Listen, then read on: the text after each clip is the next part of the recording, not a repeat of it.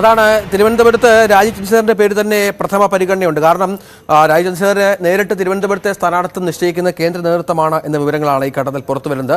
നിർമ്മലാ സീതാരാമനും ജയശങ്കറും ദക്ഷിണേന്ത്യയിൽ മത്സരിക്കണമെന്ന കേന്ദ്രമന്ത്രി പാർലമെന്ററി കാര്യമന്ത്രി പ്രഹ്ലാദ് ജോഷിയുടെ സ്റ്റേറ്റ്മെന്റാണ് പ്രവർത്തകർക്കിടയിൽ അല്പം ഒരു ആശയക്കുഴപ്പം ഉണ്ടാക്കിയിരിക്കുന്നത്. കാരണം അത് ആ തരത്തിൽ വന്നാൽ ഒരുപക്ഷെ നിർമ്മലാ സീതാരാമൻ നേരത്തെ അരുൺ പറഞ്ഞതുപോലെ തിരുവനന്തപുരത്ത് വന്നേക്കാം. നമുക്കറിയാം അരുൺ, കുമ്മനം രാജശേഖരൻ ശക്തമായ പോരാട്ടം കഴിഞ്ഞ തവണ തരൂരിനെതിരെ നടത്തിയിരുന്നു. അതിനു മുൻപ് രാജഗോപാലിന്റെ സാന്നിധ്യം ശക്തമായി തലസ്ഥാനത്തുണ്ട്.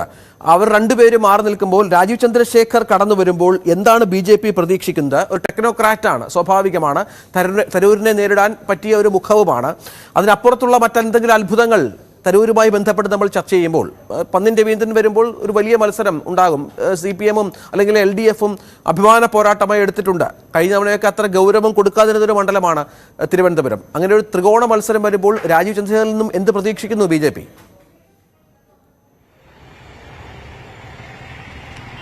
അതാണ് BJPയുടെ ഒരു വിഭാഗം നേതാക്കളെങ്കിലും രാജീവ് ചന്ദ്രശേഖരന്റെ പേരിനോട് അത്ര താല്പര്യം കാട്ടുന്നില്ല. പക്ഷേ കേന്ദ്ര നേതൃത്വമാണ് തീരുമാനമെടുക്കേണ്ടത്. അമിത്ഷായും നരേന്ദ്രമോദിയും തീരുമാനിക്കുമ്പോൾ അതിനെ എതിർക്കാനോ അല്ലെങ്കിൽ അത് പോരാ എന്ന ഒരു നിലപാടെടുക്കാനോ സംസ്ഥാന നേതൃത്വത്തിൽ അത്ര ശക്തിയുള്ള ആരും ഇല്ല എന്നുള്ള വസ്തുതയാണ്. അതുകൊണ്ട് തന്നെ രാജീവ് ചന്ദ്രശേഖരന്റെ പേരിനോട് അത്ര താല്പര്യം സംസ്ഥാന നേതാക്കൾക്കില്ല. അവിടെയാണ് അവർ പ്രധാനമായും ഈ ചില പേരുകളിലേക്ക് പോകുന്നത്. അവിടെ നിർമ്മലാ സീതാരാമൻ തന്നെ വരുമെന്ന പ്രതീക്ഷയ്ക്ക് അടിസ്ഥാനം അതാണ്. നിർമ്മലാ സീതാരാമൻ വന്നാൽ ഒരുപക്ഷെ രാജ്യം തന്നെ ശ്രദ്ധിക്കുന്ന ഏറ്റവും ശക്തമായ പോരാട്ടം നടക്കുന്ന മണ്ഡലമായി ഇത് മാറും. നമുക്കറിയാം നിർമ്മലാ സീതാരാമന്റെ വ്യക്തിത്വം. അവർ നിരന്തരം തലസ്ഥാനത്ത് വന്നുപോകുന്ന നേതാവാണ്.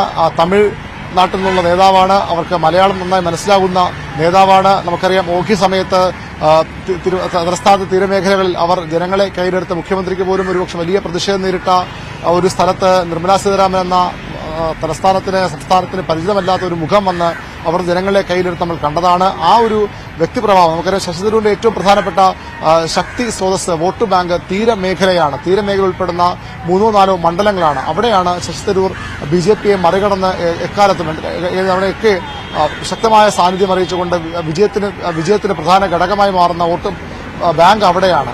അതിൽ വിള്ളലുണ്ടാക്കാൻ, തീരമേഖലയിൽ വിള്ളലുണ്ടാക്കാൻ നിർമ്മലാ സീതാരാമന്റെ സാന്നിധ്യം കൊണ്ട് കഴിയുമെന്ന പ്രതീക്ഷ BJP നേതൃത്വത്തിനുണ്ട്. അതുകൊണ്ടാണ് അവരുടെ പേരിനെ BJP നേതാക്കൾ നിർമ്മലാ സീതാരാമൻ വരുമെന്ന് അവർ ആവർത്തിച്ച് പ്രതീക്ഷ വയ്ക്കുന്നത്. അവർ മാധ്യമങ്ങളോട് പറയുമ്പോഴും അത്തരമൊരു പേരിന് പ്രാമുഖ്യം നൽകുന്നത്. രാജീവ് ചന്ദ്രശേഖരൻ വന്നാൽ അത്രയധികം ഒരു പോരാട്ടം തരൂറിന് എതിരെ നടത്താൻ പ്രാപ്തനായ സ്ഥാനാർത്ഥിയാണോ എന്ന കാര്യമാണ് സംശയമായി BJPയുടെ തലസ്ഥാനത്തെ നേതാക്കളൊക്കെ നമ്മളോട് സംസാരിക്കുമ്പോൾ മുന്നോട്ട് വയ്ക്കുന്നത്. പക്ഷേ അവിടെ അപ്പോൾ രാജീവ് ചന്ദ്രശേഖരൻ കൂടി വന്നാൽ ഒരു ത്രികോണ മത്സരം അതിനെല്ലാ ശക്തിയോടുകൂടി നടക്കുമെന്ന ഉറപ്പുമാണ്. അതിന് കാരണം CPM-ന്റെ താല്പര്യമുള്ള സ്ഥാനാർത്ഥിയാണ് പന്നിൻ രവീന്ദ്രൻ. തിരുവനന്തപുരത്ത് CPM നേതൃത്വം ശക്തനായ ഒരു സ്ഥാനാർത്ഥി വേണം തരൂറിനെ നേരിടാൻ. തിരുവനന്തപുരത്തെ ഇടതുമുന്നണിയുടെ പ്രതാപം തിരിച്ചുപിടിക്കാൻ അത്തരമൊരു സ്ഥാനാർത്ഥി വേണമെന്ന CPM നേതൃത്വത്തിന്റെ ആവശ്യമാണ് പന്നിൻ രവീന്ദ്രൻ എന്ന ഒരുപക്ഷെ സജീവ രാഷ്ട്രീയത്തിനകം മാറി നിന്ന് സംസ്ഥാന കൌൺസിൽ പോലും ഇതിനുശേഷമാണ് അദ്ദേഹം ക്ഷണിതാവായി വീണ്ടും എത്തിയത്.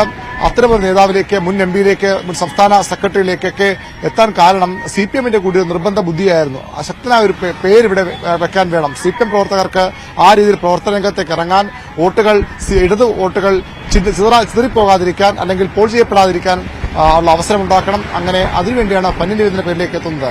സ്വാഭാവികമായും രാജീവ് ചന്ദ്രശേഖരനോട് BJP സ്ഥാനാർത്ഥിയെ വരുന്നെങ്കിൽ അതിശക്തമായ ത്രികോണ പോരാട്ടത്തിലേക്ക് അത് മാറുമെന്ന പ്രതീക്ഷ ഇടത് കേന്ദ്രങ്ങളും പങ്കുവയ്ക്കുന്നു. ഒരുപക്ഷെ ഇടത് വോട്ടുകളെല്ലാം ഉറപ്പിക്കാനായാൽ അതിന് വിജയത്തിലേക്ക് എത്താനോ അല്ലെങ്കിൽ 2ാം സ്ഥാനത്തേക്കെങ്കിലും എത്താൻ കഴിയുമെന്ന പ്രതീക്ഷയാണ് ആ രീതിയിൽ ഇടത് കേന്ദ്രങ്ങൾ മുന്നോട്ട് വയ്ക്കുന്നത്. പക്ഷേ നിർമ്മലാ സീതാരാമൻ വന്നാൽ കളം വീണ്ടും മാറും, കളി വീണ്ടും മാറും.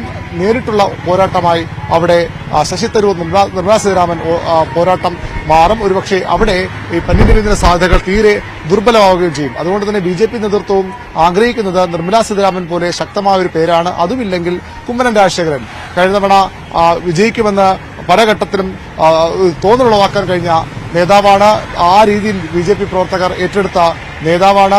ആ രീതിയിലുള്ള വലിയ സ്വാധീനം BJP പ്രവർത്തകർക്കിടയിലും ഒരു വിഭാഗത്തിനിടയിലും ഒക്കെ ഉള്ള നേതാവാണ്. എങ്ങനെയെങ്കിലും കുമ്മനം രാജശേഖരനും വേണം. അതാണ് ജില്ലാ നേതൃത്വത്തിന്റെ ഒരു ആവശ്യം. പക്ഷേ ഒരു കടുത്തൊരു ആവശ്യമായോ അല്ലെങ്കിൽ ഡിമാൻഡായോ ഇത് മുന്നോട്ട് വയ്ക്കാൻ ജില്ലാ നേതൃത്വം തയ്യാറാകില്ല. കേന്ദ്രം നൽകുന്ന പേര് തന്നെ മത്സരരംഗത്തേക്ക് ആ രീതിയിൽ തന്നെ അവർ മുന്നോട്ട് പോകും. പക്ഷേ അവർ ആഗ്രഹിക്കുന്ന പേരുകൾ, ആദ്യ പേര് തീർച്ചയായും നിർമ്മലാ സീതാരാമനാണ്. മറ്റൊന്ന് കുമ്മനം രാജശേഖരനുമാണ്. അതാണ് കുമ്മനം രാജശേഖരൻ കഴിഞ്ഞ തവണ തിരുവനന്തപുരത്ത് മത്സരിച്ച ആളാണ്. അദ്ദേഹം 1 ലക്ഷത്തിനടുത്ത് ഭൂരിപക്ഷത്തിൽ തോറ്റുവെങ്കിൽ പോലും സരൂരിനോട് തോറ്റുവെങ്കിൽ പോലും ശക്തമായ പോരാട്ടം കാഴ്ചവെച്ചിരുന്നു. ഇപ്പോഴും സജീവമാണ് അദ്ദേഹം. മറ്റൊന്ന് അരുൺ, ഈ തിരുവനന്തപുരത്ത് ആറ്റിങ്ങലിൽ വി മുരളീധരൻ മാസങ്ങൾക്ക് മുൻപ് തന്നെ പ്രവർത്തനം ആരംഭിച്ചു കഴിഞ്ഞു. അദ്ദേഹം ഓഫീസ് എടുത്താണ് അവിടെ കൃത്യമായി കാര്യങ്ങൾ മുന്നോട്ട് പോകുന്നത്. ആറ്റിങ്ങൽ മണ്ഡലത്തിലാണ് അദ്ദേഹം സ്റ്റേ ചെയ്യുന്നത് കേരളത്തിൽ വരുമ്പോൾ എന്നുള്ളതും പ്രത്യേകതയാണ്. മറ്റൊന്ന്, സുരേഷ് ഗോപി അവിടെ തൃശ്ശൂരിൽ ഉറപ്പിച്ച ഒരു സ്ഥാനാർത്ഥിയാണ്. അതിന് മാറ്റമുണ്ടാകാൻ യാതൊരു സാധ്യതയുമില്ല.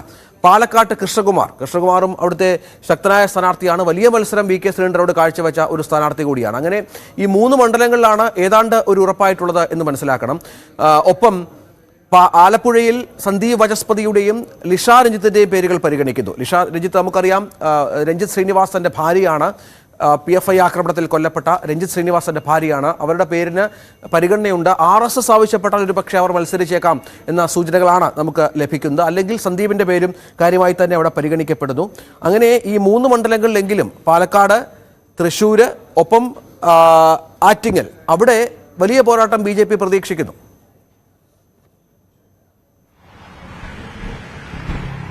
തീർച്ചയായും രഞ്ജിത്തെ, നമ്മൾ ശ്രദ്ധിക്കേണ്ടത് ഈ തലസ്ഥാനത്ത് തിരുവനന്തപുരം മണ്ഡലത്തിൽ ഒരുപക്ഷെ നിർമ്മലാ സീതാരാമൻ പോലുള്ള അത്ര ശക്തമായ ഒരു സ്ഥാനാർത്ഥി വന്നില്ലെങ്കിൽ ഏറ്റവും സംസ്ഥാനത്തിന് ഏറ്റവും ശ്രദ്ധേയമായ പോരാട്ടം നടക്കാൻ പോകുന്ന ഒരു മണ്ഡലമായി ആറ്റിങ്ങൽ മാറുമെന്ന് ഉറപ്പാണ്. കാരണം അവിടെ മത്സരിക്കുന്നത് നിലവിലെ MP ആണ്, അടൂർ പ്രകാശാണ്. CPM കോട്ടയിൽ ഇടിച്ചു കയറി അവിടെ ആധിപത്യം നേടിയ നേതാവാണ്. വളരെ നേരത്തെ തെരഞ്ഞെടുപ്പ് പ്രവർത്തകർ തുടങ്ങിവെച്ച് CPMന്റെ എല്ലാ വീക്ക് പോയിന്റുകളും മുതലാക്കിക്കൊണ്ട് വലിയ ഭൂരിപക്ഷത്തിൽ ജയിച്ചു കയറിയ നേതാവാണ് അടൂർ പ്രകാശ്.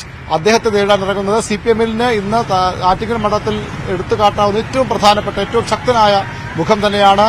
ജില്ലാ സെക്രട്ടറിയാണ്, വർക്കല MLA ആണ് വി ജോയ്. അങ്ങനെ വി ജോയും അടൂർ പ്രകാശം വരുമ്പോൾ BJPക്കും അവരുടെ തലസ്ഥാനത്തെ ഏറ്റവും പ്രധാനപ്പെട്ട നേതാവിനെ, കഴിഞ്ഞ പതിറ്റാണ്ടുകളായി തലസ്ഥാനം കേന്ദ്രീകരിച്ച് പ്രവർത്തിക്കുന്ന നേതാവിനെ, കഴക്കൂട്ടം മണ്ഡലത്തിൽ മത്സരിച്ചിട്ടുള്ള വി മുരളീധരനെ അത്ര ശക്തനായ സ്ഥാനാർത്ഥിയാണ് BJP നിർത്തുന്നത്. BJP പലയിടത്തും നമുക്കറിയാം ഇപ്പോൾ തിരുവനന്തപുരത്ത് ആരെന്ന ചർച്ചകളൊക്കെ വരുമ്പോൾ വളരെ കൃത്യമായ ഹോംവർക്ക് ചെയ്ത് വളരെ കൃത്യമായ ഗൃഹപാഠം നടത്തി കൃത്യമായ എവിടെയൊക്കെ BJP കടന്നു കയറാം, ഏതൊക്കെ മേഖലകളിൽ BJP ദുർബലമാണ്, അതെങ്ങനെ പരിഹരിക്കാമെന്ന് വളരെ താഴെത്തട്ടിൽ നിന്ന് കാര്യങ്ങൾ പഠിച്ച് മണ്ഡലത്തിൽ കേന്ദ്രീകരിച്ച് പ്രവർത്തിക്കുന്ന ഒരുപക്ഷെ കേന്ദ്രമന്ത്രിയാണെങ്കിൽ രാജ്യസഭാംഗമായിട്ട് മന്ത്രിസഭയിൽ ആളാണെങ്കിൽ പോലും ആറ്റിങ്ങൽ മണ്ഡലത്തിലെ പ്രധാനപ്പെട്ട പരിപാടികളിലൊക്കെ നിറസാന്നിധ്യമാണ് കഴിഞ്ഞ 2 വർഷത്തിലേറെയായി വി മുരളീധരൻ. അദ്ദേഹം നിരവധി പരിപാടികൾ ദിവസേന എന്നോണം അദ്ദേഹം തിരുവനന്തപുരത്ത് വരുമ്പോഴൊക്കെ തന്നെ കൃത്യമായി ഒരു പരിപാടിയിലെങ്കിലും, രാഷ്ട്രീയ പരിപാടിയാകാം, അല്ലെങ്കിൽ ക്ഷേത്രത്തിലെ പരിപാടിയാകാം, ഒരു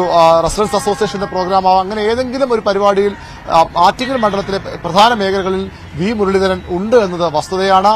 ആറ്റിങ്ങൽ മാറിയ ആറ്റിങ്ങലാണ് നമുക്ക് പറയേണ്ടി വരും. വളരെ കൃത്യമായി BJPക്ക് സ്വാധീനം വർദ്ധിക്കുന്ന, BJPയുടെ രാഷ്ട്രീയ പ്രഭാവം ഏറുന്ന, BJP വോട്ടുകൾ വർദ്ധിക്കുന്ന ഒരു ലോക്സഭാ മണ്ഡലമാണ് ആറ്റിങ്ങൽ. അത് ആറ്റിങ്ങൽ നിയമസഭാ മണ്ഡലത്തിന്റെ ഭാഗത്താകട്ടെ, കാട്ടാക്കടയാകട്ടെ, അങ്ങനെ വർക്കലയാകട്ടെ, അങ്ങനെ കൃത്യമായി BJP അവരുടെ സ്വാധീനം വർദ്ധിപ്പിക്കുന്ന ഒരു മേഖലയാണ് ആറ്റിങ്ങൽ. അവിടെ വി മുരളീധരനെ പോലെ ശക്തനായ നേതാവ് വരുമ്പോൾ സ്വാഭാവികമായും കടുത്ത പോരാട്ടത്തിന് പ്രതീക്ഷിക്കപ്പെടണം.